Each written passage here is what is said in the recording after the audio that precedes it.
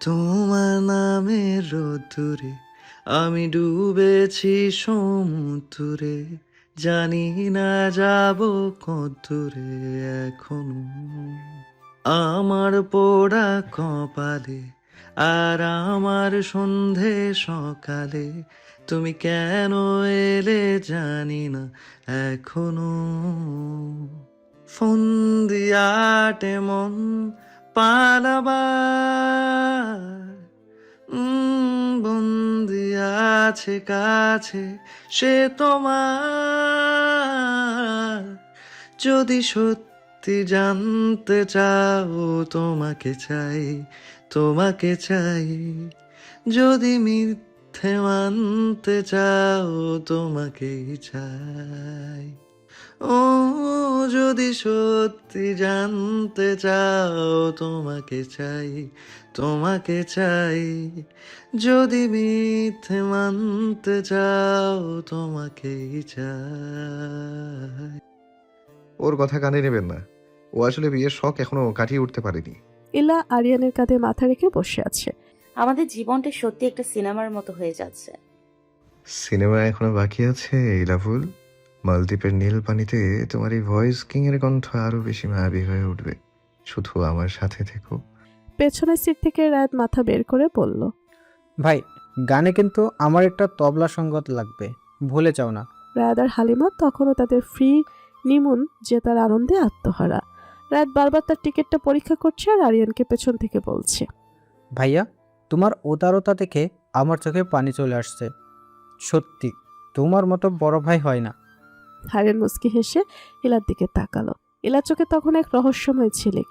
ইলা বারবার তার ফোনের দিকে তাকাচ্ছে আর গেটের দিকে নজর রাখছে। ইলা, তুই কি কারোর জন্য অপেক্ষা করছিস, নাকি এয়ারপোর্টের ডিউটি ফ্রি শপ থেকে কিছু কেনার ধান্দা করছিস? ইলা বাঁকা হেসে বলল, অপেক্ষা করো ভাইয়া, আসল সারপ্রাইজ তো এখনো বাকি। ঠিক সেই মুহূর্তে পেছন থেকে একজনের গম্ভীর কিন্তু পরিচিত কণ্ঠস্বর শোনা গেল।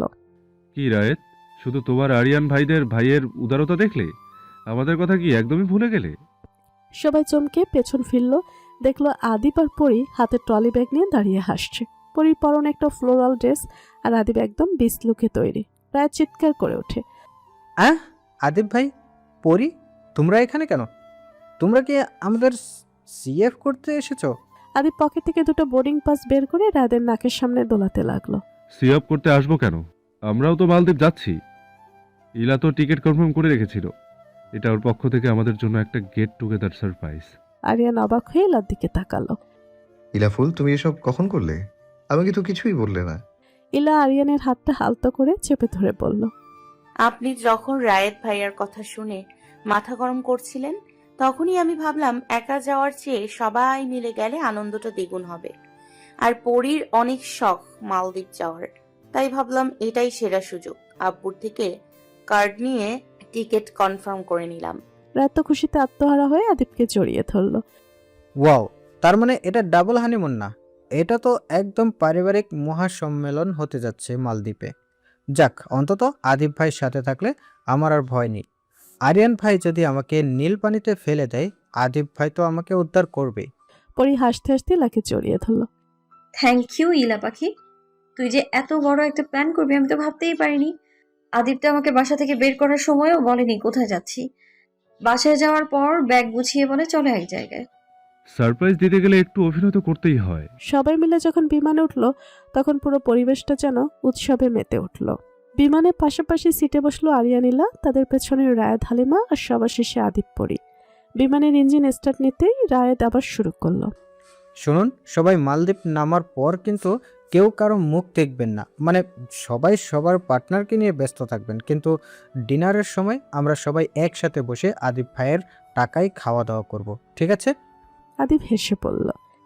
তোমার দেখি ফাও খাওয়ার স্বভাব গেল না। আচ্ছা, দেখা যাবে। আমি এখনো বাবা টাকায় খাচ্ছি, তাই ফাও খেয়ে ঘুরে বেড়াচ্ছি। যখন চাকরি করব তখন না হয়েই তোমাদের খাওয়াবো।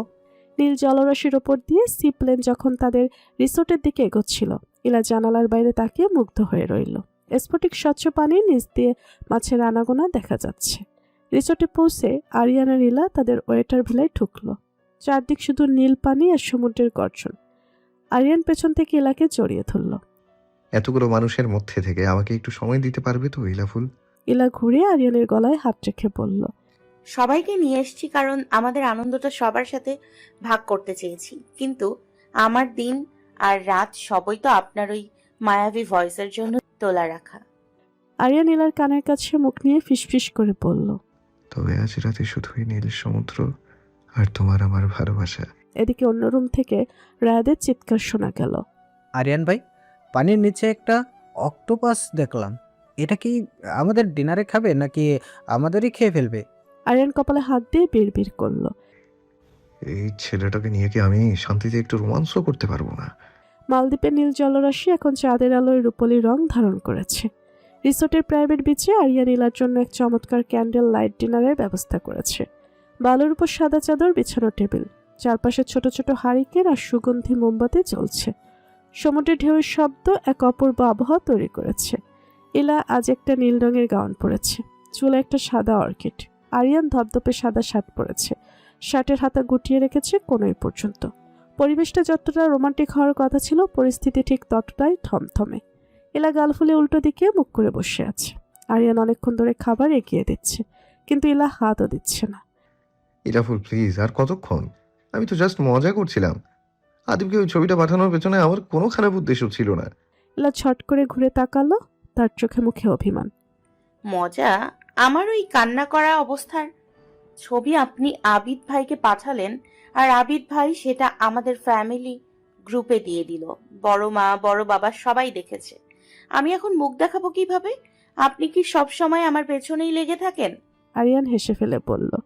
আরে তুমি যখন এভাবে কান্না করো তখন তোমাকে একদম পিচ্ছি বাচ্চাদের মতো লাগে। আমি তো ভালোবেসে তুলেছিলাম। আদিব যে ওটা গ্রুপে দিয়ে দেবে সেটা আমি জানতাম না। আমি ভেবেছিলাম পরীকে দেখাবে শুধু। আপনি সব জানেন। আপনি ইচ্ছে করেই করেছেন যাতে সবাই আমাকে নিয়ে হাসাহাসি করে। আমি আপনার সাথে ডিনারই করব না, আর কথা তো বলবোই না। ইলা চেয়ার ছেড়ে উঠে দাঁড়ালো। আরিয়ান দ্রুত গিয়ে ওর হাত ধরল। আরে শোনো ইলাফুল, সরি বলছি তো। কান ধরবো? এই দেখো কান ধরছি। ইলা হাত ছটকা দিয়ে সরিয়ে নিল। ছাড়ুন আমাকে, আমি রুমে যাচ্ছি। আপনার এই ক্যান্ডেল লাইট ডিনার আপনি একাই খান। ইলা হন হন করে হাঁটতে শুরু করলো। আরিয়ান বুঝলো এবারের রাতটা একটু বেশিই হয়ে গেছে। সে পেছন থেকে ডাকলো, কিন্তু ইলা থামার পাত্র নয়। আরিয়ান আর কোনো উপায় না দেখে দৌড়ে গিয়ে ইলার সামনে দাঁড়ালো। পথ ছাড়ুন। যাবে তো? ঠিক আছে চলো, আমি নিয়ে যাচ্ছি। বলেই আরিয়ান কোনো কথা বলার সুযোগ না দিয়ে এক ঝটকে ইলাকে পাজা কোলে করে কোলে তুলে নিল।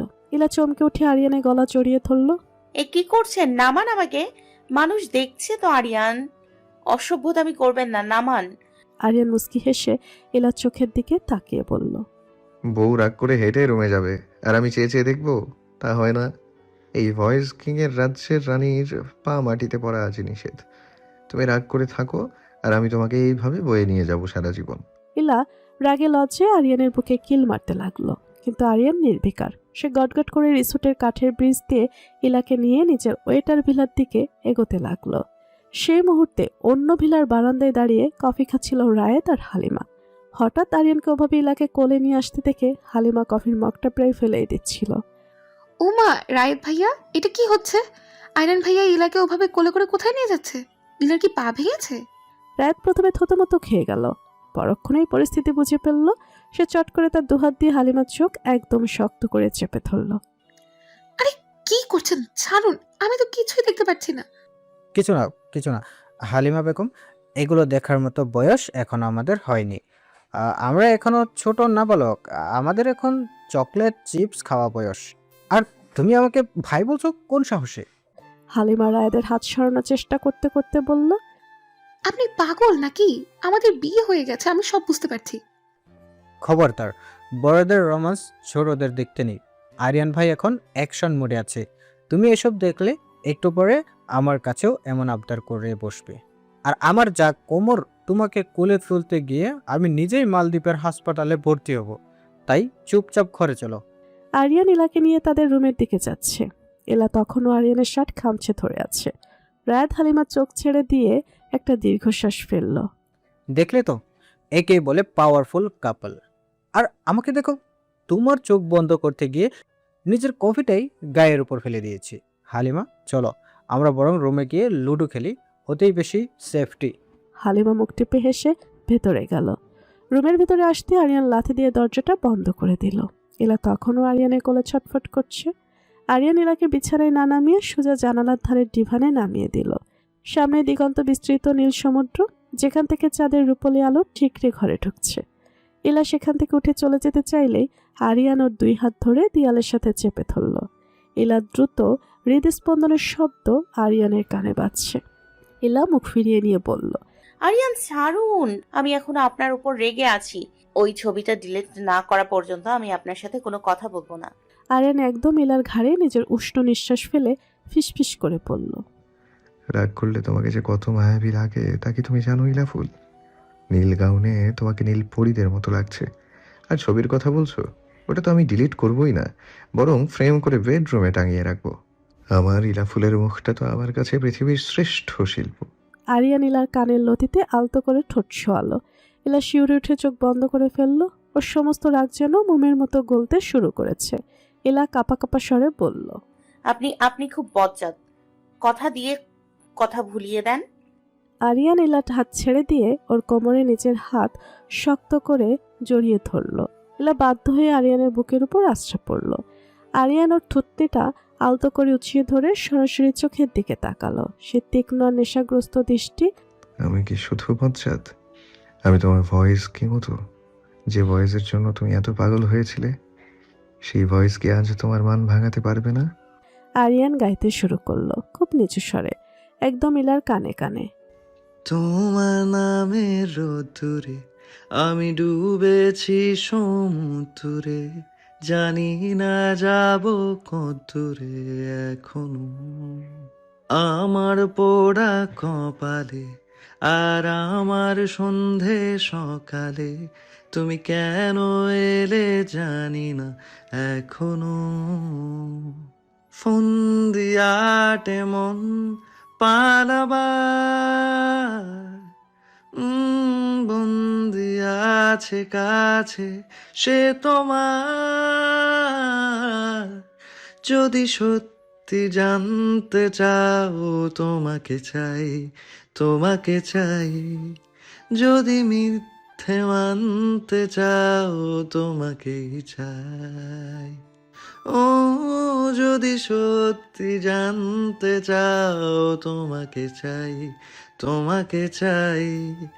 যদি মিথ্যে মানতে চাও তোমাকেই চাই। গানের প্রতিটি শব্দ যেন প্রেম ছুঁয়ে ছুঁয়ে পড়ছে। ইলা নিজেকে সামলাতে পারল না। ও আরিয়ানের শার্টটা খামচে ধরে নিজের মুখটা ওর বুকে লুকালো।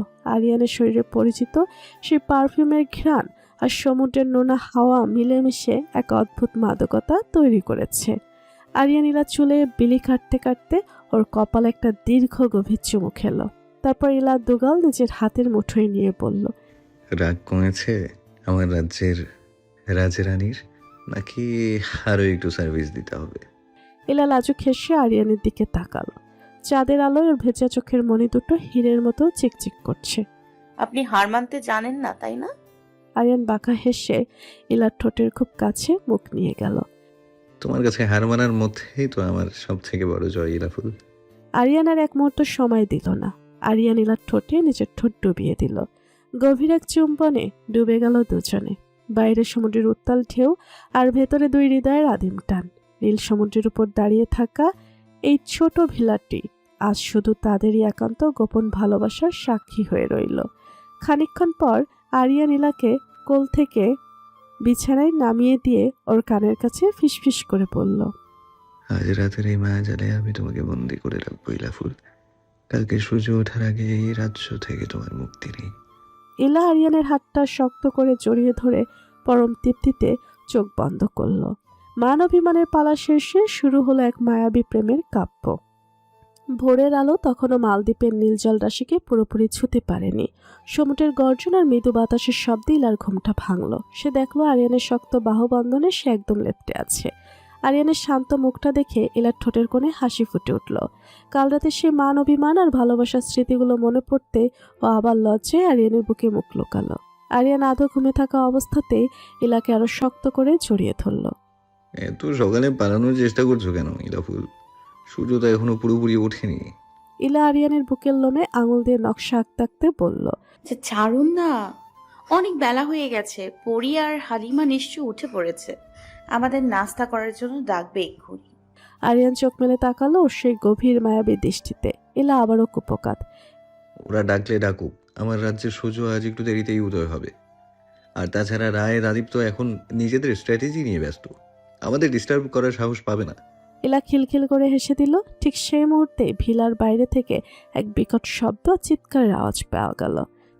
আরে বাবারে, বাঁচাও আরিয়ান ভাই, আদিব ভাই, ডাইনোসর না কি অক্টোপাস কিছু একটা আমাকে টেনে নিয়ে যাচ্ছে। আরিয়ান আর ইলা ধরফর করে বিছানা থেকে উঠে বসলো। ইলা কপালে হাত দিয়ে পড়ল। এই ছেলেটাকে নিয়ে আর পারা গেল না।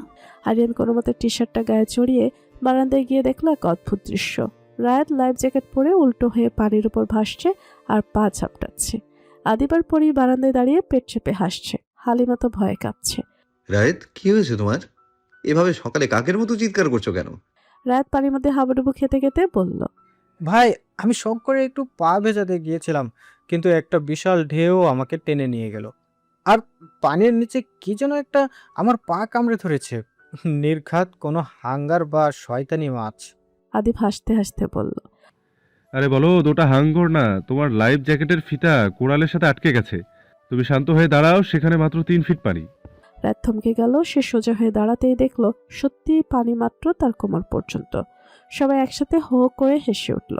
এলাও বারান্দে এসে রায়াদের এই করুণ দশা দেখে হাসি থামাতে পারল না।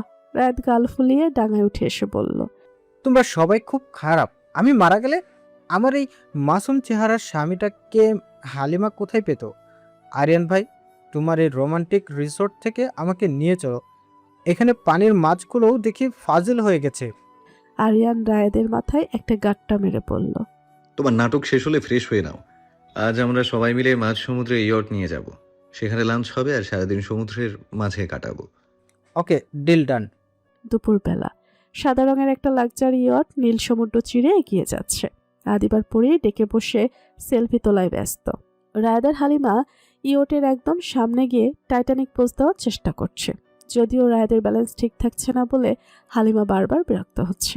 আরিয়ান আর ইলা ইটের পেছনের দিকে নির্জনে বসেছিল। ইলা সমুদ্রের বাতাসের তোড়ে উঠতে থাকা চুলগুলো সামলাতে হিমশিম খাচ্ছিল। আরিয়ান ওর পেছনে এসে বসলো এবং ইলার দুহাত নিজের হাতের ভেতর নিল। দেখুন, চারিদিকে শুধু নীল আর নীল, মনে হচ্ছে আকাশ আর সমুদ্র মিলে গেছে। আরিয়ান চুলার চুলে একটা চুমু দিয়ে বলল। হেলাফুল, আমার কাছে আকাশ মানে তুমি, আর সমুদ্র মানে তোমার প্রতি আমার ভালোবাসা, যে ভালোবাসার কোনো তল নেই, কোনো সীমা নেই। আরিয়ান পকেট থেকে ছোট একটা মখমলের বক্স বের করলো। ইলা অবাক হয়ে তাকালো। আয়রন বক্সটা খুলতেই দেখা গেল নীল রঙের একটা হীরের লকেট, যা একদম সমুদ্রের পানির মতো স্বচ্ছ। আরিয়ান, এটা? আরিয়ান লকেটটা বের করে ইলার গলায় পরিয়ে দিতে দিতে বলল। এটা আমাদের এই নীল স্মৃতির স্মারক। যখনই এটা তোমার গলায় থাকবে, মনে করবে আমি তোমার প্রতিটি নিঃশ্বাসের সাথে আছি। ইলা আবেগ আপ্লুত হয়ে আরিয়ানকে জড়িয়ে ধরল। আদিব দূর থেকে ক্যামেরা দিয়ে এই মুহূর্তটা বন্দি করে ফেলল। রাত হঠাৎ চিৎকার করে উঠল। আরিয়ান ভাই, ডিনারের বাজেটটা কিন্তু একটু বাড়ান। ইয়টের বাতাসে আমার পেটের চর্বি সব গুছিয়ে গেছে, এখন বিশাল খিদে পেয়েছে। ইয়েটের উপর বিকেলের মিষ্টি রোদ। আরিয়ান আর ইলা যখন নিজেদের রোমান্টিক জগতে হারিয়ে যাওয়ার প্রস্তুতি নিচ্ছে, ঠিক তখন ইয়েটের অন্য প্রান্তে শুরু হলো রায়াত হালিমার স্পেশাল কমেডি শো। রায়াত একটা সানগ্লাস চোখে দিয়ে খুব ভাব নিয়ে ইয়েটের রেলিং ধরে দাঁড়িয়ে আছে। তার পরনে একটা বিচিত্র রঙের হাইওয়ান শার্ট, যাতে বড় বড় আনারসের ছবি। পাশে হালিমা বেচারি একটা লাইফ জ্যাকেট পরে একদম রোবটের মতো সোজা হয়ে দাঁড়িয়ে আছে। হালিমা বেগম, তোমার কি মনে হয় না আমাদের এই প্রেমটা একদম টাইটানিক সিনেমার রোজ আর জ্যাকের মতো? এই যে উত্তাল সমুদ্র, এই যে বাতাস, আহ! টাইটানিকের কথা মুখে আনবেন না তো। ওই সিনেমার শেষে জ্যাক মরে গিয়েছিল। আমার মোটেও অত শখ নেই পানিতে ডুবে মরার। আর আপনি কি আমার লাইফ জ্যাকেটের ফিতাগুলো একটু ঢিল করে দেবেন? আমি তো নিঃশ্বাস নিতে পারছি না। আরে বোকা মেয়ে, এটাকে বলে সেফটি। আর তাছাড়া তুমি টাইটানিক নিয়ে চিন্তা করো না, আমি হলাম এই যুগের আধুনিক জ্যাক। আমি ডুববো না, বরং আমি তোমাকে নিয়ে নীল পানির উপর মুন ওয়াক করবো। এসো, আমার হাত ধরো। রাত রেলিংয়ের উপর এক পা তুলে দিয়ে দুহাত প্রসারিত করে টাইটানিক পোজ দিল। হালিমা ভয়ে পেয়ে ওর হাত ধরতে যেতেই ইয়েরটা হঠাৎ একটা বড় ঢেউয়ের ধাক্কায় দুলে উঠল। ওরে বাবারে, গেল রে আমার কোমর। রাত নিজেকে সামলাতে না পেরে পেছনের দিকে উল্টে পড়তে নিচ্ছিল, কিন্তু হালিমা ওর লাইফ জ্যাকেট ধরে টেনে ধরল। ফলে রাত না পড়ল তো স্বাদের আনারস ছাপানো শার্টের একটা বোতাম ছিঁড়ে হালিমার হাতে চলে এলো। এই দেখুন আপনার শার্ট ছিঁড়ে গেছে। রাত বুক পকেটে হাত দিয়ে বোতামটা খুঁজতে খুঁজতে করুণ মুখে বলল, আমার কপালটাই খারাপ। আরিয়ান ভাই রোমান্স করতে গেলে ব্যাকগ্রাউন্ডে মিউজিক বাজে, আর আমি করতে গেলে শার্টের বোতাম বাজে। হালিমা, তুমি বরং এক কাজ করো, আমার সামনে দাঁড়াও, আমি তোমার কোমরে হাত দিয়ে একটা পোজ দেব, আদিব ভাই ছবি তুলে দেবে। হালিমা লাজুক হেসে রাদের সামনে গিয়ে দাঁড়ালো। রাত যেই না রোমান্টিক ভঙ্গিতে হালিমার কোমরে হাত রাখতে যাবে, অমনি পেছন থেকে আদিব চিৎকার দিল। এই রায়েত, তোর পায়ের নিচে ওটা কি, হাঙর নাকি? রাত হাঙ্গর শব্দটা শুনেই লাফ দিয়ে হালিমার কোলের উপর উঠে পড়ল। বাঁচাও হালিমা বেগম, আমাকে ধরো, হাঙ্গর চলে এসেছে, ও আমাকে চিবিয়ে খাবে। আমি এইগুলো অনেক ভয় পাই। হালিমা রায়দের ভার সইতে না পেরে ইয়েটের দিকে ধপাস করে বসে পড়ল। রাত তখনও হালিমার কোল চাপড়ে ধরে চোখ বন্ধ করে আছে। আদিবার পরি দৌড়ে এলো। আদিব পেট চেপে হাসতে হাসতে বলল, ওরে গাধা, ওটা হাঙ্গর না, ওটা একটা বড় প্লাস্টিকের বোতল ভাসছে। তুমি কি জীবনে কোনোদিন সাহসী হবে না? তুমি চায়নাতে ছিলে কিভাবে? হারিয়ানার ইলাও হাসতে হাসতে সেখানে হাজির হলো। রায়েদ, কোথায় তুমি হালিমাকে কোলে তুলবে, তা না নিজেই ওর কোলে চড়ে বসে আছো। সিনটা তো উল্টো হয়ে গেল রে ভাই। রাত চোখ খুলে দেখলো সবাই তাকে নিয়ে হাসছে। সে আমতা আমতা করে হালিমাকে টেনে তুলতে তুলতে বলল, তোমরা বুঝবে না, এটা হলো আমাদের রিভার্স রোমান্স। হালিমা হলো আমার বডিগার্ড। আমি চেক করছিলাম ও আমাকে বিপদে বাঁচাতে পারে কিনা। হালিমা, তুমি পাস করেছো, চলো এখন আমরা গিয়ে ওই আদিব ভাইয়ের আর পরীর চিপসের প্যাকেটটা চুরি করে খেয়ে ফেলি। অনেক ক্যালোরি লস হয়েছে আমার। হালিমা হাসতে হাসতে রাদের হাত ধরে কেবিনের দিকে গেল। আরিয়ান ইলার কানে কানে বলল, আমাদের হানিমুনটা যে এত সুন্দর হবে, এটা আমাদের ভাগ্য ইলাফুল। মালদ্বীপের আকাশ এখন গাঢ় নীল, আর তাতে হাজারো তারার মেলা। রিসোর্টের এক প্রান্তে আদিব আর পরীর জন্য সাজানো হয়েছে এক নির্জন ডিনার সেট আপ। সমুদ্রের ঢেউগুলো বালুচরে আশ্রে পড়ার শব্দ ছাড়া আর কোনো শব্দ নেই। আদিব পরীর হাত ধরে সমুদ্রের একদম কাছে নিয়ে গেল। পরীর পরনে একটা সাদা ড্রেস, যা চাঁদের আলোয় তাকে কোনো অপসরের মতো দেখাচ্ছে। আদিব পরীর সামনে হাঁটু গেড়ে বসলো। পরীর চোখে তখন বিস্ময়। পড়ি, আমরা তো অনেকদিন হলো একসাথে, কিন্তু কখনো এভাবে বলা হয়নি। আমার অগোছালো জীবনটাকে সাজিয়ে দেওয়ার জন্য তোমাকে ধন্যবাদ।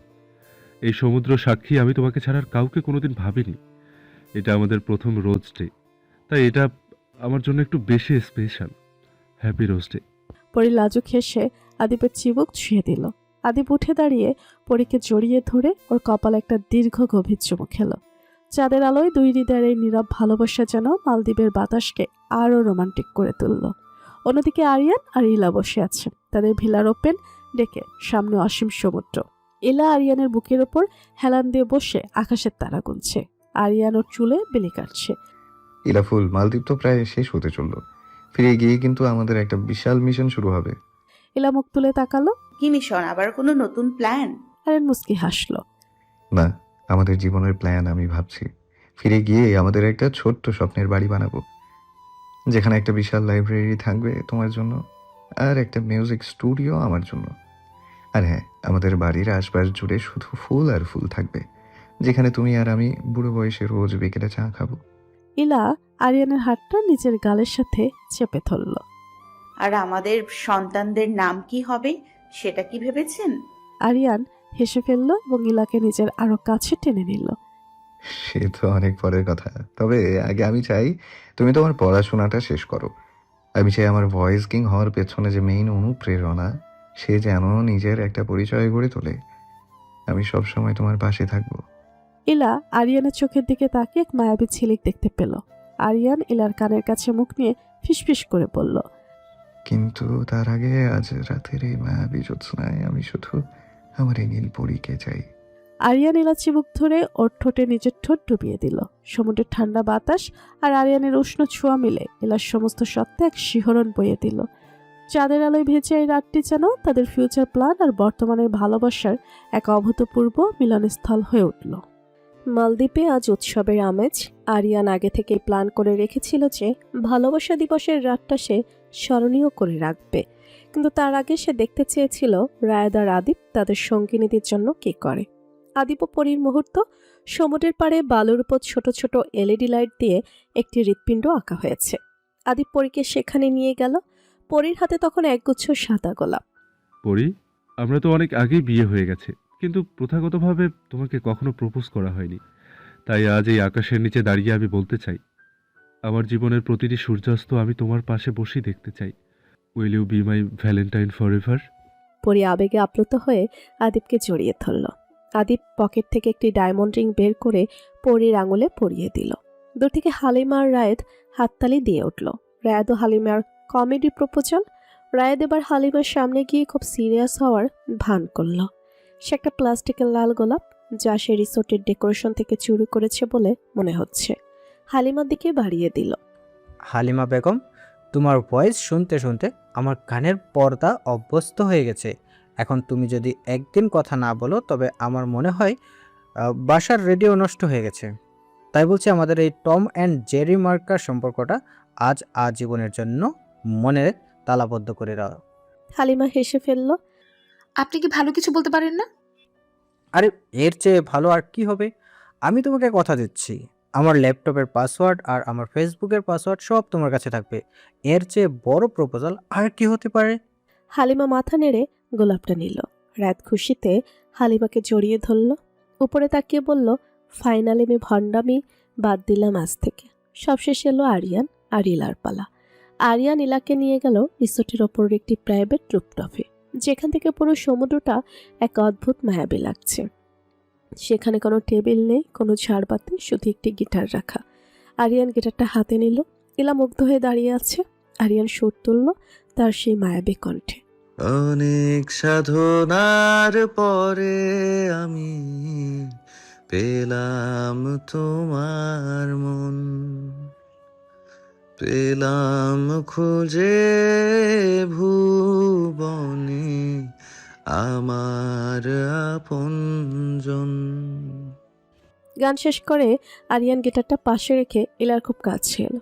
আর দু হাত নিজের হাতের মুঠোয় নিয়ে বলল, ইলাফুল, মানুষ প্রপোজ করে সাথে থাকার জন্য, কিন্তু আমি তোমাকে প্রপোজ করছি আমার সত্তার অংশ হওয়ার জন্য। তুমিহীন আরিয়ান মানে এক নীরব নিস্তব্ধ শহর। আমি চাই আমাদের জীবনের প্রতিটি অধ্যায় তোমার হাসিতে পূর্ণ হোক। আরিয়ান এবার পকেট থেকে নীল মখমলের বক্স নয়, বরং একটি পুরনো ধাঁচের ডায়েরি বের করলো, সাথে একটা দলিল। এই ডায়েরিতে আমার সব ইচ্ছে লেখা আছে, আর শেষ পাতায় একটি প্রশ্ন আছে যা আজ আমি তোমাকে করতে চাই। ইলা কাপা কাপা হাতে ডায়েরির শেষ পাতাটা খুলল। সেখানে বড় বড় অক্ষরে লেখা, can I B the voice of your heart for ever. ইলা চোখের কোণে আনন্দের জল চিকচিক করে উঠল। সে আরিয়ানের বুকে মাথা রেখে ফিস ফিস করে বলল, আপনি তো আমার হৃদয়ের শব্দ অনেক আগেই হয়ে গেছেন। আমি শুধু চাই এই মায়াজাল যেন কোনোদিন শেষ না হয়। আরিয়ান দলিলটা খুলে দেখতে বলল ইলাকে। ইলা সেটা খুলে দেখে বলল, এটা কি? আরিয়ান নরম হাসি দিয়ে ইলার চোখের দিকে তাকিয়ে বলল, এটা আমাদের স্বপ্নের একটা প্রথম ধাপ ইলাফুল। এটা একটা দলিল। এখানে সিলেটের পাহাড়ি অঞ্চলে, ঠিক যেখানে সবুজের কোলে মেঘ আর কুয়াশা খেলা করে, সেখানে 10 বিঘার একটা জায়গা আমি তোমার জন্য কিনেছি। ভালোবাসা দিবসের এই বিশেষ দিনে এটা আমার তোমাকে দেওয়া সবচেয়ে বড় উপহার। এখানে আমরা আমাদের ছোট্ট স্বপ্নের বাড়িটা বানাবো, একটা সাধারণ কিন্তু হৃদয়ে ছোঁয়া বাড়ি। সকালে জানালা খুললেই পাহাড়ের ঢাল বেয়ে আসা সূর্যের প্রথম আলো, বিকেলে চা পান করতে করতে দূরের ঝর্ণার শব্দ, বাড়ির চারপাশ ঘিরে ফুলের সুবাস, আর রাতে তারার নিচে তোমার হাত বাগানের মাছ ধরে হাঁটবো। কোনো বড় ম্যানশন নয়, শুধু আমাদের দুজনের জন্য একটা নিরিবিলি আশ্রয়, যেখানে তোমার হাসির প্রতিদিন প্রতিধ্বনি হবে আর আমার প্রতিটি শ্বাসে তোমার নাম মিশে থাকবে। ইলাফুল, এই জায়গাটা শুধু জমি নয়, এটা আমাদের ভবিষ্যতের প্রতিশ্রুতি। ইলা দলিলটা হাতে নিয়ে কয়েক মুহূর্ত চুপ করে তাকিয়ে রইল। তার চোখ দুটো বড় বড় হয়ে গেল, যেন বিশ্বাস করতে পারছে না যে এই কাগজের টুকরোটা আসলে তাদের দুজনের ভবিষ্যতের একটা অংশ। হঠাৎ ঠোঁট কেঁপে উঠল চোখের কোণে, আবার জল চিকচিক করে উঠল। এবার আনন্দ আর অভিভূত হওয়ার জল। সে দলিলটা বুকে জড়িয়ে ধরল, যেন সেটা আরিয়ানের হৃদয়ের একটা ছোট্ট টুকরো। ইলা কাপা গলায় ফিসফিস করে বলল, এটা সত্যি? আমরা সত্যি একটা বাড়ি বানাবো পাহাড়ের কোলে, শুধু আমাদের দুজনের জন্য? ইলা মাথা তুলে আরিয়ানের চোখে চোখ রাখল। তার চোখে এখন শুধু ভালোবাসা নয়, একটা গভীর কৃতজ্ঞতা আর স্বপ্ন দেখার উত্তেজনা মিশে গেছে। ইলার হাসতে হাসতে গলা ভেঙে যাচ্ছে। আমি সব সময় চাইতাম আমার একটা স্বপ্নের বাড়ি হবে, এমন জায়গায় যেখানে সকালে পাখির ডাক আর সন্ধ্যায় ঝিঝির গান ছাড়া আর কোনো শব্দ থাকবে না, আর যত দূর পর্যন্ত চোখ যাবে শুধু ফুল দেখা যাবে। আর আজ আপনি ঠিক সেই জায়গাটাই আমার জন্য কিনে এনেছেন।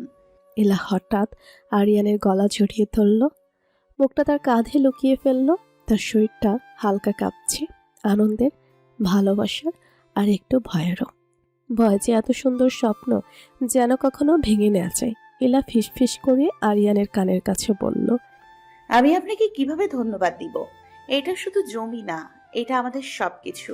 আমাদের সকাল, আমাদের সন্ধ্যা, আমাদের ঝগড়া, আমাদের হাসি, সবকিছু। ইলা একটু পিছিয়ে এসে আরিয়ানের দুই গালে হাত রাখলো, চোখে চোখ রেখে বলল, আমি চাই আমরা একসাথে সেই বাড়িটা বানাই, প্রতিটা কাঠে আমাদের ভালোবাসা লিখে রাখি, আর প্রতিদিন সকালে জেগে উঠে শুধু আপনাকে দেখতে চাই। ইলা এবার আর কথা বলল না, শুধু আরিয়ানকে আরো জোরে জড়িয়ে ধরল, যেন এই মুহূর্তটা চিরকালের জন্য বুকে আটকে রাখতে চায়। তার চোখ বন্ধ, ঠোঁটে একটা নরম অসীম খুশির হাসি। আরিয়ান ইলার কপালে গভীর এক চুমু দিয়ে ওকে কোলে তুলে নিল। ঠিক সেই মুহূর্তে আকাশ জুড়ে ফায়ারওয়ার্কস শুরু হলো। রঙিন আলোয় মালদ্বীপের আকাশ যেন আরিয়ান ইলার ভালোবাসার স্বীকৃতি দিচ্ছিল। নিচে দাঁড়িয়ে রায় চিৎকার করে বলছে, আরিয়ান ভাই, প্রপোজাল তো হয়ে গেল, এখন কি ডিনারে একটু এক্সট্রা কাবাব পাওয়া যাবে? ভালোবাসার গন্ধে আমার খিদে আরও বেড়ে গেছে। আরিয়ান আর ইলা একে অপরের চোখের দিকে তাকিয়ে হেসে উঠল। ভালোবাসার খুনসিটিতে ভরা মালদ্বীপের এই রাতটি তাদের জীবনের শ্রেষ্ঠ রাত হয়ে খোদাই হয়ে রইল। ডিনার শেষে নীল জলরাশির উপর দাঁড়িয়ে থাকা রিসোর্টের ডেস্ক থেকে সবাই যে যার রুমে বিদায় নিল। আরিয়ান আর ইলা তাদের রুমে ঢোকার আগে রায়াতকে একবার আর চোখে দেখে নিল। রায়াত এখন অস্বাভাবিক শান্ত। হালিমা মাথা নিচু করে নিজের ভিলার দিকে এগোচ্ছে। রায়াত আর হালিমা তাদের রুমে ঢুকল। রুমে ঢুকেই অবাক হয়ে গেল, পুরো রুম ফুলের সাজানো। রুমটা আরিয়ান আর আদিব মিলে চমৎকার করে সাজিয়েছে। এটা রায়াত আর হালিমার জন্য সারপ্রাইজ ছিল। চারদিকে ফুল ছড়ানো, সাদা অর্কিড আর হালকা নীল আলোর মোমবাতি জ্বলছে। সমুদ্রের ঢেউয়ের শব্দে পরিবেশটা একদম থমথমে। হালিমা বেডের দিকে তাকিয়ে দেখে কিছুটা লজ্জা পেয়ে গেল। রায়াত কোটটা খুলে সোফায় রাখল, তারপর দীর্ঘক্ষণ কোনো কথা না বলে জানালার পাশে গিয়ে দাঁড়িয়ে রইল।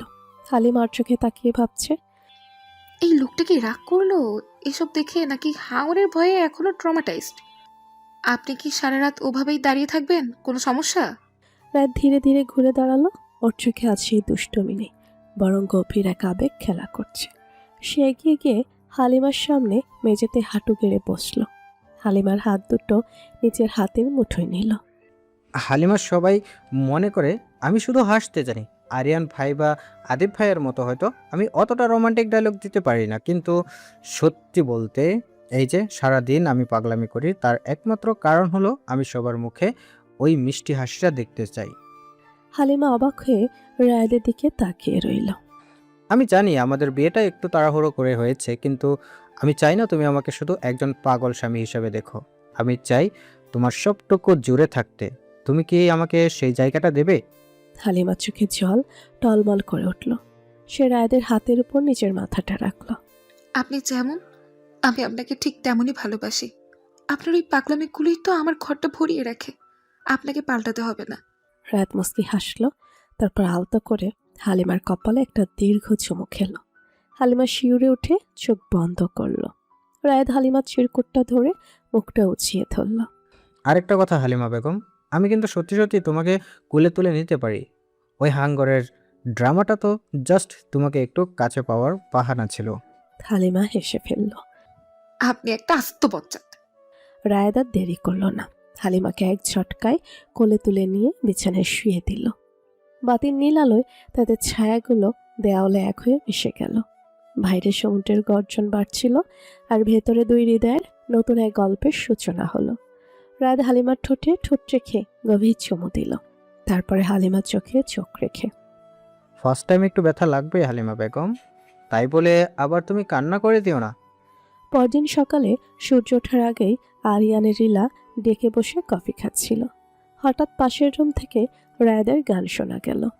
মে জো ভি হু সব তেরা হ্যায়। আরিয়ান মুস্কি হেসে ইলার দিকে তাকালো। দেখো ইরাফুল, আমাদের রেডিও রায়েদ আজ ফ্রিকোয়েন্সি বদলে ফেলেছে। ওর গলাতেও আজ অন্যরকম সুর। ইলা আরিয়ানের কাঁধে মাথা রেখে বলল, ভালোবাসা এমনই ভয়েস কিং, সবাইকে বদলে দেয়, এমনকি পাগলটাকেও দিল। সকালটা অন্যরকম স্নিগ্ধ। আরিয়ান আর রায়ত তখন রিসোর্টের ডাইনিং এরিয়ায় ব্রেকফাস্টের তদারকি করছিল। ইলা ভাবল এই পাকে সমুদ্রের পাড় দিয়ে একটু একা হেঁটে আসবে। নোনা বাতাস আর বালুচরে আশ্রে পড়া ঢেউয়ের শব্দে সে এক অদ্ভুত প্রশান্ত অনুভব করছিল। ইলা আপন মনে হাঁটছিল। হঠাৎ তার মনে হলো কেউ তাকে অনুসরণ করছে।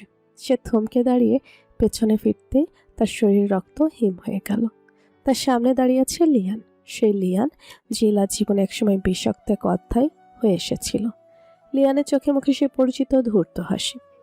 কি ব্যাপার, তুমি মালদ্বীপে তাও একা একা সমুদ্র বিলাস করছো নাকি? আমাকে চিনতে পারছ তো? নাকি ভয়েস কিংয়ের মায়াজালে পড়ে পুরনো বন্ধুদের একদম ভুলেই গেছো? ইলা ভয়ে কয়েক পা পিছিয়ে গেল। তার গলা শুকিয়ে কাঠ হয়ে গেছে। লিয়ান, তুমি এখানে কিভাবে? তুমি না চিকিৎসার জন্য গিয়েছিলে? তাহলে আমার পিছু কেন নিয়েছো তুমি? লিয়ান এগিয়ে আসতে আসতে বলল, জেল থেকে বেরিয়ে সব থেকে বড় কষ্ট পেয়েছি যখন জেনেছি তুমি ওই মিলিটারির প্রেমে পড়ে গিয়েছো। আর পিছু কেন নিয়েছি সেটা তো তুমি ভালো করেই জানো। তোমাকে আমার থেকে কেউ কেড়ে নেবে সেটা আমি সহ্য করতে পারি না। আজ এখানে তোমাকে বাঁচানোর মতো কেউ নেই।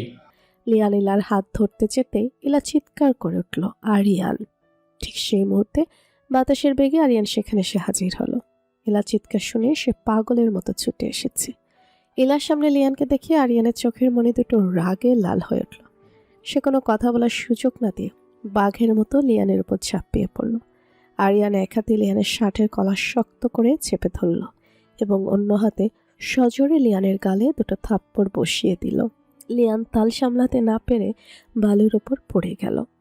কুত্তার বাচ্চা, তোর সাহস কিভাবে হলো আবার ইলার সামনে দাঁড়ানোর?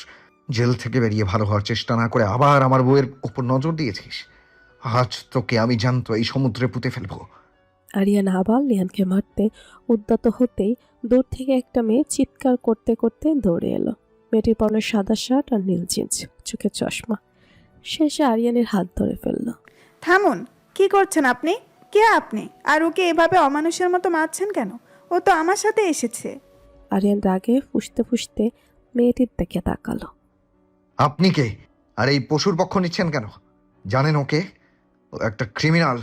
মেয়েটি শান্ত অথচ দৃঢ় কণ্ঠে বলল, আমি কে সেটা বড় কথা নয়, বড় কথা হলো আপনি একজন মানুষকে এভাবে মারতে পারেন না। আরিয়ান নিজের মানিব্যাগ থেকে নিজের আইডি কার্ড বের করে দেখাতেই মেয়েটি বলল, আমি হিয়ানা ইবনাথ নাদিয়া, পেশায় একজন গাইনো অবস্টেটিক্স বিশেষজ্ঞ। লিয়ান এখন আমার সাথে ট্রাভেল এসেছে। আপনি নিশ্চয়ই কোনো ভুল করছেন। ইলা তখনও আরিয়ানের পেছনে ভয়ে কাঁপছিল। আরিয়ান নাদিয়ার দিকে তাকিয়ে তীক্ষ্ণ স্বরে বলল, আমি ভুল করছি না ডক্টর নাদিয়া। এই ছেলেটা একটা বিষাক্ত সাপ।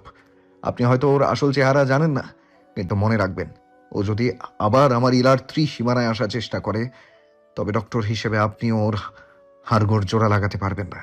নাদিয়া লিয়ানকে টেনে তুলল। লিয়ান তখনও রাগে আর অপমানে ফুঁসছে, কিন্তু আরিয়ানের শক্তির সামনে সে অসহায়। নাদিয়া আরিয়ানের দিকে তাকিয়ে বলল, পরিস্থিতি যাই হোক, আমি ওর দায়ভার নিচ্ছি। তবে আপনাদের সাথে ওর কি ঝামেলা সেটা আমি পরে শুনে নেব। লিয়ান, চলো এখান থেকে। নাদিয়া লিয়ানকে নিয়ে অন্যদিকে চলে গেল। ইলা তখন স্তব্ধ হয়ে দাঁড়িয়ে আছে। আরিয়ান দ্রুত গিয়ে ইলাকে জড়িয়ে ধরল। শান্ত হও ইরাফুল, আমি থাকতে কেউ তোমার ক্ষতি করতে পারবে না। লিয়ান কেন এখানে আর ওই মেয়েটির সাথে বা কি করছে সব আমি বের করছি। ইলা আরিয়ানের বুকে মুখ লুকিয়ে হাফুস নয়নে কাঁদতে লাগলো। মালদ্বীপের শান্ত সকালটা মুহূর্তের মধ্যে এক অজানা ঝড়ের সংকেত দিয়ে গেল। কে এই নাদিয়া? আর লিয়ানকে সত্যি বদলে গেছে, নাকি নাদিয়া ও লিয়ানের কোনো নতুন চালের অংশ? সকালে সেই ঘটনার পর রিসোর্টের পরিবেশে যেন একটা অদৃশ্য মেঘ জমেছে। ইলার রুমে এসে পাথরের মতো বসে আছে। তার দুশ্চিন্তা একটাই, লিয়ান কি তবে আবার তাদের জীবনে বিষ ঢালতে ফিরে এলো? আরিয়ান ইলার কপালে হাত রেখে আশ্বস্ত করল, তারপর রুম থেকে বেরিয়ে গেল। তার চোখে এখন ডিটেকটিভের তীক্ষ্ণতা। আরিয়ান সোজা চলে গেল রিসোর্টের অ্যাডমিন অফিসে। সেখানে গিয়ে সে নাদিয়া এবং লিয়ানের পাসপোর্ট আর ট্রাভেল ডিটেলস চেক করতে শুরু করলো। আরিয়ানের পরিচিত এক ইনভেস্টিগেশন অফিসারের মাধ্যমে সে দ্রুত কিছু তথ্য বের করে আনলো। আধ ঘন্টা পর আরিয়ানের ল্যাপটপ স্ক্রিনে ভেসে উঠল লিয়ানের সাম্প্রতিক মেডিকেল হিস্ট্রি, তদন্তের ফলাফল। আরিয়ান যা জানতে পারল তাতে সে কিছুটা অবাক হলো। লিয়ান ইলার বিয়ের খবর জানার পরে মানসিকভাবে ভেঙে পড়েছিল। তার মধ্যে এক ধরনের অবসেসিভ কম্পালসিভ ডিসঅর্ডার এবং অ্যাগ্রেসিভ বিহেভিয়ার ধরা পড়েছিল। ডক্টর হিয়ালা ইবনাত নাদিয়া শুধু একজন গাইনোকোলজিস্টই নন, সাথে তিনি লিয়ানের আপন খালাতো বোন। লিয়ানের মার অনুরোধে নাদিয়া লিয়ানকে মালদ্বীপে নিয়ে এসেছে একটি বিশেষ মিল্টন রিহ্যাবিলিটেশন সেশনের অংশ হিসেবে। লিয়ানকে এখানে শক থেরাপি এবং প্রকৃতির মাঝে রেখে সুস্থ করার চেষ্টা চলছে। আরিয়ান একটি দীর্ঘশ্বাস ফেলে নিজের মনেই বলল, তাহলে লিয়ান এখানে শিকারী হিসেবে আসেনি, এসেছে রোগী হিসেবে। কিন্তু ওর চোখের সেই ধূর্ত হাসি তো অন্য কিছু বলছিল। বিকেলে আরিয়ান ডক্টর নাদিয়ার সাথে দেখা করার সিদ্ধান্ত নিল। রিসর্টের ক্যাফেটেরিয়ায় নাদিয়া একে বসে কফি খাচ্ছিল। আরিয়ান গিয়ে তার সামনে চেয়ারে বসলো। ডক্টর নাদিয়া সকালের ব্যবহারের জন্য আমি দুঃখিত, তবে লিয়ানের সাথে আমাদের অতীতটা জানলে আপনি হয়তো আমাকে দোষ দিতেন না। নাদিয়া চশমাটা ঠিক করে শান্ত গলায় বলল, আমি জানি মেজর আরিয়ান খালামনির থেকে সব শুনেছি। লিয়ান ইলার সাথে যা করেছে তা কোনোভাবেই ক্ষমার যোগ্য নয়। আমি লিয়ানকে ছোট থেকে ভালোবাসি বলেই আমি ওর চিকিৎসার দায়িত্ব নিয়েছি। আর ব্রেনের একটা অংশে ছোট্ট একটা টিউমারের মতো গ্রোথ পাওয়া গেছে, যা ওর আবেগ আর রাগকে নিয়ন্ত্রণ করতে দিচ্ছে না। আমি ওকে এখানে এনেছি যাতে ও পুরনো স্মৃতি থেকে বেরিয়ে আসতে পারে, কিন্তু দুর্ভাগ্যবশত ওই এখানেও ইলাকে দেখে ফেলেছে। আপনি কি নিশ্চিত ও বদলেছে? আজ সকালে ও যেভাবে কথা বলছিল তাতে মনে হয়নি ও কোনো রোগী। নাদিয়া একটু চিন্তিত হয়ে বলল, সেটাই সমস্যা। লিয়ান যখন ইলাকে দেখে ও তখন ওর পুরনো অবসেশন ফিরে পায়। আমি ওকে কড়া নজরদারিতে রাখবো, কথা দিচ্ছি আপনাদের হানিমুনেও আর কোনো ঝামেলা করবে না। আরিয়ান নাদিয়ার সাথে কথা শেষ করে রুমে ফিরে এলো। এসে দেখলো রায়াত আর হালিমা সেখানে বসে আছে। রায়াত তখন ইলাকে হাসানোর চেষ্টা করছে। আরে ইলা, লিয়ানকে দেখে ভয় পাওয়ার কি আছে? এবার যদি ও কাছে আসে আমি আমার ওই প্লাস্টিকের গোলাপটা ওর নাকে ঢুকিয়ে দেব, কেমন ম্যাজিকের মতো তোকে ভুলে যাবে। হালিমা রায়াদের হাতে একটা চিমটি দিয়ে বলল, আপনি কি সব জায়গায় ইয়ার্কি করেন? বেচারি ইলা কত ভয় পেয়েছে দেখেছেন? আরিয়ান ভেতরে ঢুকে সবটা খুলে বলল। লিয়ানের অসুস্থতা আর নাদিয়ার দায়িত্বের কথা শুনে সবাই কিছুটা শান্ত হলো, কিন্তু ইলার মন থেকে ভয় কাটল না। রাত নেমে এলো মালদ্বীপে। আরিয়ান ব্যালকনিতে দাঁড়িয়ে সমুদ্র দেখছিল। হঠাৎ দেখলো নিচে বালির উপর লিয়ান দাঁড়িয়ে আছে। সে এক দৃষ্টিতে আরিয়ানের রুমের দিকে তাকিয়ে আছে। লিয়ানের মুখে সে অদ্ভুত হাসি। সে কি সত্যিই রোগী, নাকি নাদিয়ার আড়ালে সে নতুন কোনো মায়াজাল বুনছে? এটা আরিয়ান বুঝতে পারছে না। আরিয়ান বিড়বিড় করে বলল, লিয়ান, তুমি যদি সুস্থ না হও তবে এবার তোমাকে জেলে নয় কবরে পাঠানোর ব্যবস্থা আমি নিজেই করব। এদিকে হালিমা রায়াতকে খুঁজে বেড়াচ্ছে, কিন্তু রায়াতকে কোথাও খুঁজে পাওয়া গেল না। এলা আর হালিমা দুশ্চিন্তায় পড়ে গেল, কারণ রায়াত যখন অতিরিক্ত শান্ত থাকে বা হঠাৎ গায়েব হয়ে যায় তখন বুঝতে হবে সে বড় কোনো অঘটন ঘটাতে যাচ্ছে। এদিকে রিসোর্টের পেছনের বাগানে, যেখানে লিয়ান একা একা দাঁড়িয়ে তার পুরনো ডায়েরি দেখছিল, সেখানে হঠাৎ উদয় হলো রায়াত। পরনে তার ঢিলে ঢালা হাওয়াই শার্ট আর চোখে একটা বড় কালো সানগ্লাস। কি খবর ওস্তাদ? মালদ্বীপের বাতাস কি খুব বেশি গায়ে লাগছে? লিয়ান বিরক্ত হয়ে তাকালো। তুমি কে? এখানে কি চাও? রায়াত দাঁত বের করে হাসলো। আমি হলাম রায়েদ, ইলার ভাই এবং অফিসিয়াল বডিগার্ড। আর শুনলাম আপনার মাথায় নাকি টিউমার হয়েছে। তা ডাক্তার আপু কি আপনার ব্রেন ঠিক করেছে, নাকি ঘিলু সব বের করে আইসক্রিম বানিয়ে ফেলেছে? লিয়ান রেগে গিয়ে বলল। মুখ সামলে কথা বলো, চেনো আমাকে? রায়াত পকেট থেকে একটা প্লাস্টিকের সাপ বের করলো। যা সে সকালে সুভেনির শপ থেকে কিনেছে। সেটা লিয়ানের উপরে ছুঁড়ে মারে আর বলতে লাগে, চেনার তো বাকি নেই ভাই, আপনি তো সেই ভিলেন যে আমার বোনের সংসার নষ্ট করতে চাইছিলেন। শুনছি আপনি নাকি মারামারিতে খুব এক্সপার্ট, তা আজকে আপনি কুম্ফু দেখাবেন নাকি আমি শুরু করব? লিয়ান এবার রায়াতকে ধাক্কা দিতে গেল, কিন্তু রায়াদের বডি ফিট থাকায় রায়াদের কিছু হলো না। রায়াত লাফ দিয়ে সরে গিয়ে লিয়ানের পায়ের নিচে একটা কলার খোসা ফেলে দিল। লিয়ান তাল সামলাতে না পেরে আ করে বালুর উপর ধপাস করে পড়ে গেল। রায়াত হাততালি দিয়ে উঠল। আরে সাব্বাস, প্রথম রাউন্ডেই কুপকাত, এটাকে বলে বেনানা টেকনিক। লিয়ান উঠে দাঁড়িয়ে রায়াতকে মারার জন্য তেড়ে এলো। রায়াত তখন চিৎকার করে উঠল, হালিমা বেগম জলদি আসো, হাঙ্গর ডাঙ্গায় উঠে এসেছে, দেখলে তাড়াতাড়ি এসো। লিয়ান থমকে গেল। সে ভাবল সত্যি কেউ আসছে। সেই সুযোগে রাতের হাতের পানির বোতলটা লিয়ানের মুখে স্প্রে করে দিল। লিয়ান চোখ মুছতে মুছতে গালি দিতে লাগলো। রাগ করবে না ওস্তাদ, এটা তো স্প্রে দোয়া, আপনার ব্রেন গরম হয়ে গেছে তো তাই একটু কুলিং সিস্টেম চালু করে দিলাম।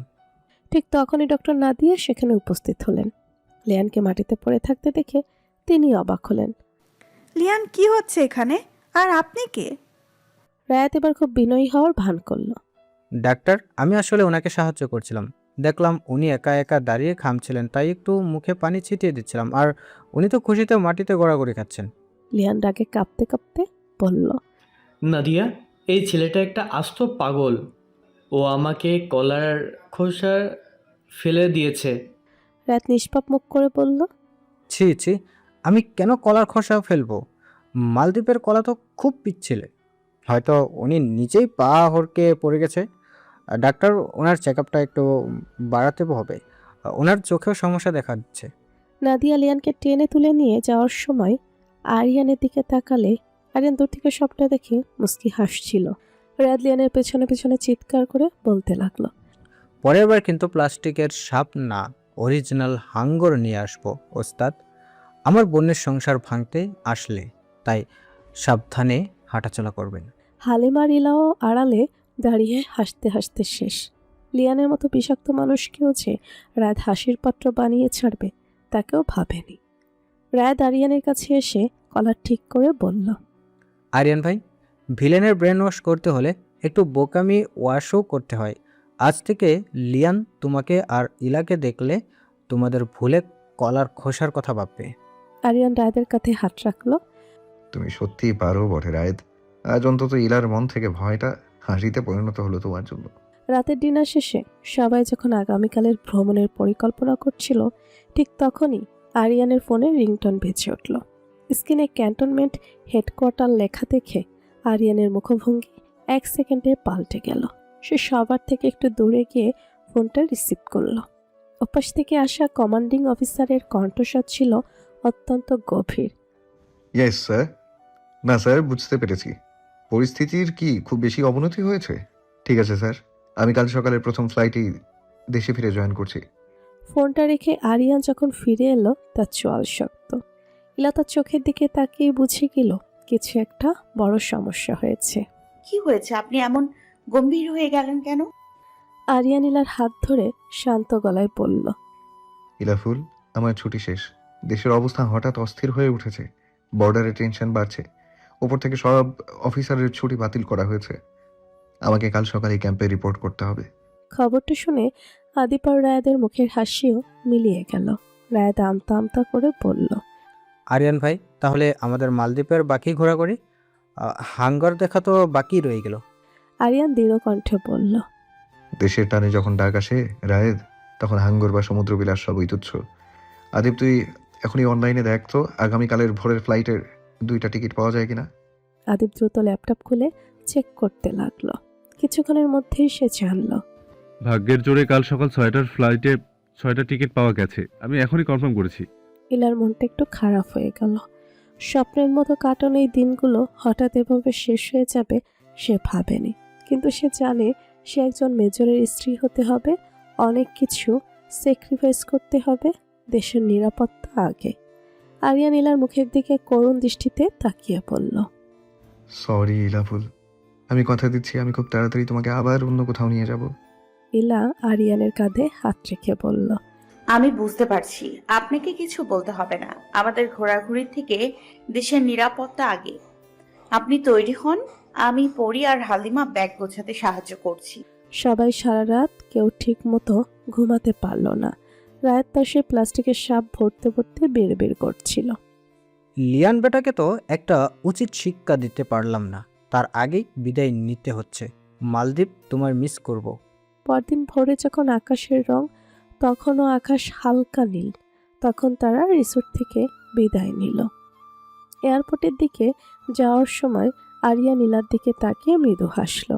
মন খারাপ করো না ইলাফুল, পরিস্থিতি শান্ত হলে আমরা আবার আসবো। ইলা আরিয়ানের কাঁধে মাথা রেখে আছে, কিন্তু তার মনের কোন একটা অজানা শঙ্কা ওকে দিচ্ছিল। নীল আকাশ ভেদ করে প্লেন যখন ঢাকার দিকে রওনা দিল, আরিয়ানের মনে তখন শুধু একটিই চিন্তা, দেশের মাটি আর মানুষের সুরক্ষা। 1000 মাইল পাড়ি দিয়ে যখন আরিয়ানটা ঢাকায় পৌঁছালো, আরিয়ান সময় নষ্ট না করে এলাকে 8টায় পাঠিয়ে দিল আদিপুরের সাথে, আর আরিয়ান সরাসরি ক্যান্টনমেন্টে চলে গেল। ইলা চেয়েছিল আরিয়ানকে আরও কিছুক্ষণ ধরে রাখতে, ভেবেছিল হয়তো সে বাড়ি পর্যন্ত ইলাকে দিয়ে আসবে, কিন্তু ইলার একটু মন খারাপ হলো। কিন্তু আরিয়ানের চোখে সেই দেশপ্রেমের কঠোরতা দেখে সে আর মন খারাপ করতে পারল না। ক্যান্টনমেন্টে পৌঁছাতেই আরিয়ানকে জরুরি ব্রিফিং রুমে ডাকা হলো। সেখানে উচ্চপদস্থ কর্মকর্তাদের সাথে কথা বলে আরিয়ান জানতে পারল পরিস্থিতির ভয়াবহতা। ভারতের 7 সিস্টার সীমান্তের সাথে সিলেট বিভাগের সীমান্তবর্তী এলাকায় বড় ধরনের অনুপ্রবেশ আর সংঘর্ষ শুরু হয়েছে। পরিস্থিতি এতটাই জটিল যে কোনো মুহূর্তে বড় কোনো লড়াইয়ের মুখোমুখি হতে হবে। আরিয়ানকে স্পেশাল মিশনের নেতৃত্ব দিতে হবে এবং আজ রাতেই তাদের সিলেটের দুর্গম সীমান্তের উদ্দেশ্যে রওনা হতে হবে। আরিয়ান তার ইউনিফর্ম পরে তৈরি হয়ে নিল। সীমান্ত রক্ষা আর দেশের সার্বভৌমত্ব এখন তার কাছে প্রধান। তবে যাওয়ার আগে একটিবার ইলার সাথে কথা বলা প্রয়োজন মনে করে সে ফোনটা হাতে নিল। ওপাশে ফোন বাজতেই ইলা রিসিভ করলো। ইলার গলা শুনে বোঝা যাচ্ছিল সে কাঁদছে। ইলাফুল, কান্না করো না, আমাদের জন্য দোয়া করো। আপনার কোথাও যাচ্ছেন নাকি? হ্যাঁ ইলাফুল, আমাদের এখনই সিলেটের বর্ডারে যেতে হবে। পরিস্থিতি ভালো না, হয়তো বেশ কিছুদিনের জন্য যোগাযোগ বিচ্ছিন্ন হয়ে যাবে। ইলা এবার ডুকরে কেঁদে উঠল। সে নিজেকে আর সামলাতে পারল না। কেন বারবার এমন হয়? আমরা তো মাত্র কালো মালদ্বীপের সমুদ্র সৈকতে একসাথে স্বপ্নের কথা বলছিলাম, অথচ আজ আপনি আমাকে একা ফেলে এমন এক জায়গায় যাচ্ছেন যেখান থেকে মানুষ ফিরে আসবে কিনা তার গ্যারান্টি নেই। ইলাফুল, শান্ত হও। আমি একজন দেশের সৈনিক, আমার প্রথম ভালোবাসা আমার দেশ। তুমি আমাকে সাহস দাও, তুমি আমার সাহস হও। আমি আপনার সাহস হতে পারি, কিন্তু পাথর তো নই, তাই না? আপনার ইউনিফর্মের প্রতিটি বোতাম যখন আপনি লাগান, আমার মনে হয় আপনি আমার থেকে দূরে যাওয়ার দেয়াল তুলছেন। আরিয়ানের চোখের কোণেও এক ফোঁটা জল চিকচিক করে উঠল, কিন্তু সে তা গলার স্বরে প্রকাশ পেতে দিল না। তোমার মায়াজাল ছিন্ন করে যাওয়ার ক্ষমতা আবার নেই। কথা দিচ্ছি ইলাফুল, আমি আসবো। তুমি নিজের খেয়াল রেখো। ফোনটা কেটে দিয়ে আরিয়ান আকাশের দিকে তাকালো। বুক চিরে একটা দীর্ঘশ্বাস বেরিয়ে এলো। ওদিকে এলা ফোনের ওপর মাথা রেখে অঝরে কেঁদে চলেছে। তার মনে হচ্ছে আরিয়ানের ইউনিফর্ম আর এই কর্তব্য যেন তার জীবনের সবচেয়ে বড় শত্রু। একদিকে আরিয়ানের কাঁধে দেশের স্বাধীনতা, আর অন্যদিকে ইলার চোখের পানি শুরু হলো জীবনের এক কঠিন পরীক্ষা। সিলেটগামী সামরিক ট্রাকগুলো যখন ঢাকা সেনানিবাস ত্যাগ করছিল, তখন ঘড়ির কাঁটায় রাত 2টা। চারপাশ নিস্তব্ধ, শুধু ইঞ্জিনের একটানা গর্জন আর চাকার শব্দে রাতের নীরবতা ভাঙছে। আরিয়ান ট্র্যাকের জানালায় মাথা ঠেকিয়ে বাইরের অন্ধকারের দিকে তাকিয়ে আছে। তার পরনে ফুল কমব্যাট ইউনিফর্ম, হাতে অত্যাধুনিক অস্ত্র, কিন্তু তার মনের গহীনে এখন ইলার সেই কান্নামাখা কণ্ঠস্বর প্রতিধ্বনিত হচ্ছে। আরিয়ান বিড়বিড় করে বলল, ক্ষমা করে দিও ইলাফুল। একজন সৈনিকের স্ত্রী হওয়া যতটা গৌরবের, তার চেয়ে 1000 গুণ বেশি কষ্টের। আজ যদি আমি পিছিয়ে যাই, তবে কাল এই দেশের হাজারো মেয়ে স্বামী ছাড়া হবে, কেউ বাবা ছাড়া হবে। সিলেটের দুর্গম সীমান্তে যাত্রা ভোর হওয়ার আগেই আরিয়ানের কন্টিনজেন্ট সিলেটের জাফলং সংলগ্ন এক দুর্গম পাহাড়ি এলাকায় পৌঁছালো। কুয়াশায় ঢাকা পাহাড় আর বর্ডার লাইনের ওপার থেকে ভেসে আসা অস্থিরতা পরিস্থিতিকে আরও ঘোরালো করে তুলছে। আরিয়ান গাড়ি থেকে নেমে ম্যাপ বের করে তার টিমকে পজিশন বুঝিয়ে দিতে শুরু করলো। অনুপ্রবেশ ঠেকানো এবং স্থানীয় গ্রামবাসীর নিরাপত্তা নিশ্চিত করা। পাহাড়ি ঢল আর ঘন জঙ্গল যেখানে শত্রুপক্ষ লুকিয়ে থাকার সুযোগ পায়, আরিয়ান তার সেকেন্ড ইন কমান্ডকে নির্দেশ দিল। শুনুন, আমাদের মূল লক্ষ্য হলো কোনো রক্তপাত ছাড়াই পরিস্থিতি নিয়ন্ত্রণে আনা। কিন্তু যদি ওপার থেকে গুলি আসে তবে 1 ইঞ্চি জমিও ছাড় দেব না। মনে রাখবেন, পেছনে আমাদের পরিবার আর সামনে আমাদের মাতৃভূমি। অন্যদিকে 8টার বিষণ্ণ প্রহর ইলার অবস্থা শোচনীয়। জানালার পাশে বসে সে ঝাপসা চোখে আকাশের দিকে তাকিয়ে আছে। হালিমা এসে ইলার মাথায় হাত রাখলো। আরিয়ানের যুদ্ধ করতে যাওয়া শুনে আরিয়ান, আদিপ, পরি, রায়েদ, হালিমা সবাইকে তাদের বাসায় যেতে বলেছে। ইলা, এইভাবে না খেয়ে বসে থাকলে তো শরীর ভেঙে পড়বে। ভাইয়া তো দেশের কাজে গেছেন, তুই দোয়া কর। দোয়া তো করছি, কিন্তু মন মানছে না। রাত পাশ থেকে একটা চিপসের প্যাকেট নিয়ে এসে এলাকে হাসানোর চেষ্টা করলো। আরে ইলা, আরিয়ান ভাই তো বাঘের বাচ্চা। আমি একটা সাধারণ মানুষ হয়ে ওই লিয়ান পান্তা ভাতকে কলার খোসাই কুপোকাত করলাম। আরিয়ান ভাই তো বাঘ আর বর্ডারের শত্রুদের তো ভাই একাই ধুলাই করে দিয়ে আসবে। তুই চিন্তা করিস না, আর আমি তো আছি তোর বডিগার্ড। ইলা সামান্য হাসল, কিন্তু সেই হাসিতে কোনো প্রাণ ছিল না। তার ফোনটা বারবার হাতে নিচ্ছে যদি কোনো একটা মেসেজ আসে, কিন্তু আরিয়ান আগেই বলে দিয়েছে যোগাযোগ বিচ্ছিন্ন থাকতে পারে। বর্ডারের প্রথম সংঘর্ষ, হঠাৎ করেই সিলেটে সেই শান্ত পাহাড় কেঁপে উঠল গুলির শব্দে। অপর থেকে অতর্কিত আক্রমণ শুরু হয়েছে। আরিয়ান দ্রুত পজিশন নিল একটি বড় পাথরের আড়ালে। Alpha team, move to the left. Bravo team, cover fire দাও। কেউ যেন আমাদের সীমানা পার হতে না পারে। চারপাশে বারুদের গন্ধ আর ধোঁয়ায় আচ্ছন্ন হয়ে গেল। আরিয়ানের কপালে ঘাম আর চোখের দৃষ্টিতে আগুনের ফুলকে। যুদ্ধের ময়দানে সে এক নির্ভীক সেনা। ঠিক সেই মুহূর্তে তার পকেটে থাকা ওয়ালেটের দিকে একবার নজর গেল, যেখানে ইলার একটা ছোট্ট ছবি রাখা। সে মনে মনে বলল, বেঁচে ফেলে তোমার মায়া জালে আবার ধরা দেবো ইলা ফুল। আর যদি না ফিরি। আরিয়ান নিজের চিন্তা ঝেড়ে ফেলে গর্জে উঠল। সাব্বির, সিলেটের পাহাড়ের ওপাশে তখন মরণ খেলা চলছে। মেঘালয়ের ঘন মেঘ আজ বৃষ্টির বদলে যেন বারুদ ছড়াচ্ছে। আরিয়ানের নির্দেশে বাংলাদেশ সেনাবাহিনীর জওয়ানরা সাহসের সাথে লড়াই চালিয়ে যাচ্ছে। বর্ডারের 0 পয়েন্টে দুপক্ষের গোলাগুলিতে চারপাশ প্রকম্পিত। আরিয়ান তার কমান্ডিং পজিশন থেকে একটু নড়ছে না। তার হাতের M16 রাইফেলটি থেকে আগুনের হুলকা বের হচ্ছে। ঠিক তখনই তার একদম কাছের একজন তরুণ সৈনিক, যার নাম ছিল সাব্বির, একটি গ্রেনেড বিস্ফোরণে মাটিতে লুটিয়ে পড়ল। আরিয়ান ঝড়ের গতিতে হামাগুড়ি দিয়ে সাব্বিরের কাছে গেল। সাব্বিরের দেহটা রক্তে ভেসে যাচ্ছে। সে হাঁসফাঁস করতে করতে আরিয়ানের হাতটা চেপে ধরল। স্যার, আমার মাকে বলবেন তার ছেলে পুরুষের মতো ফিট দেখায়নি। তার ছেলে বীর পুরুষের মতো যুদ্ধ করে মারা গেছে। সাব্বির শেষ নিঃশ্বাস ত্যাগ করল। আরিয়ানের চোখ ফেটে জল আসতে চাইল, কিন্তু সে নিজেকে সামলে নিল। যুদ্ধের ময়দানে সেনার চোখে জল মানে টিমের মনোবল ভেঙে যাওয়া। সে দেখল তার দলের আরও 4-5 জন বীর সেনা শহীদ হয়েছে। চারদিকে বারুদের গন্ধ আর লাশের সারি। আরিয়ান দাঁতে দাঁত চেপে গর্জে উঠল। Bravo team, forward March. ওদের এই অন্যায়ের জবাব দিতে হবে। প্রতিটি শহীদ ভাইয়ের রক্তের বদলা নেব আজ। অন্যদিকে 8টায় ইলা জানালার কাছে বসে নামাজ পড়ছে। বারবার তার বুকটা কেঁপে উঠছে। হঠাৎ জানালার কাজটা সজোরে শব্দ করে ভেঙে পড়ল। ইলা চমকে উঠল। তার মনে হলো তার হৃৎপিণ্ডটা কেউ যেন ছিঁড়ে নিচ্ছে। ইলা, কি হলো তোর? আমার খুব ভয় করছে। আমার মনে হচ্ছে আরিয়ান কোনো বড় বিপদে আছে। আমার দম বন্ধ হয়ে আসছে। ইলা বারবার আরিয়ানের ফোনে ট্রাই করছে, কিন্তু নেটওয়ার্ক নেই। সে জানে যুদ্ধের ময়দানে ফোন চলে না, তবুও পাগলের মতো মেসেজ লিখে যাচ্ছে। বর্ডারে আরিয়ান। রাত আরো গভীর হলো। আরিয়ান বুঝতে পারল শত্রুর এখন শেষ কামড় দেওয়ার চেষ্টা করছে। একটা বিশাল মেশিন গান থেকে ক্রমাগত গুলি আসছে পাহাড়ের ওপর থেকে। আরিয়ান একাই সেই পাহাড়ের খাঁজ দিয়ে উপরে উঠে গেল।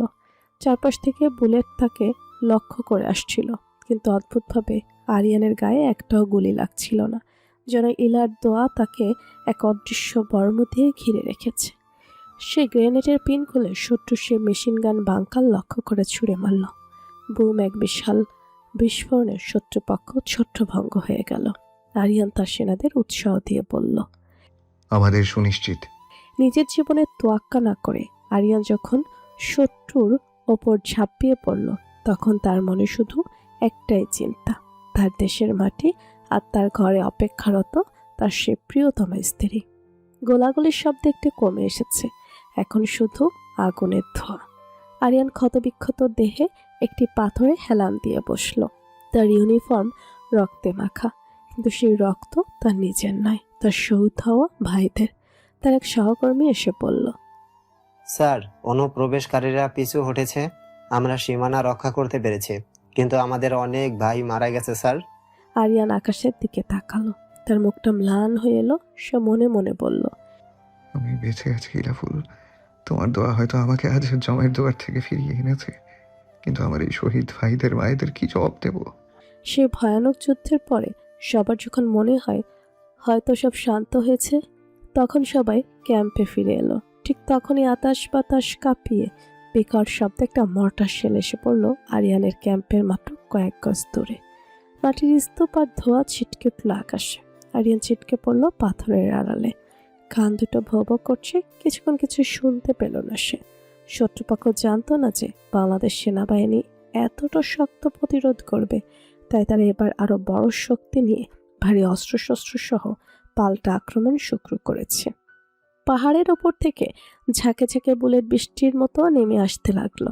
আরিয়ান ঝটপট হেলমেটটা ঠিক করে নিয়ে গর্জে উঠল।